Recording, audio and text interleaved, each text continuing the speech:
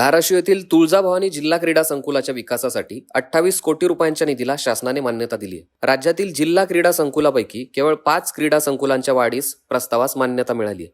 त्यात धाराशिवच्या प्रस्तावास प्रथम प्राधान्याने मान्यता मिळाली आहे। यापूर्वी 8 कोटी रुपयांची विकास कामे क्रीडा संकुलात झाली आहेत। आता ही 28 कोटी रुपयांची मान्यता मिळाली आहे। त्या व्यतिरिक्त फुटबॉल मैदान आधुनिक करण्यासाठी 2.5 कोटी रुपयांची वेगळी मान्यता देण्यात आली आहे। धाराशिवसह चंद्रपूर, नागपूर, वर्धा आणि भंडारा येथील क्रीडा संकुलांच्या प्रस्तावांनाही मान्यता मिळाली आहे। शासनाने मान्यता दिलेल्या प्रस्तावानुसार जिल्हा क्रीडा संकुलात 400 मीटर धावण्याचा ट्रॅक जाळीदार कुंपणासह सिंथेटिक होईल। हा 8 लेन्सचा सँडविच टाईप ट्रॅक असेल।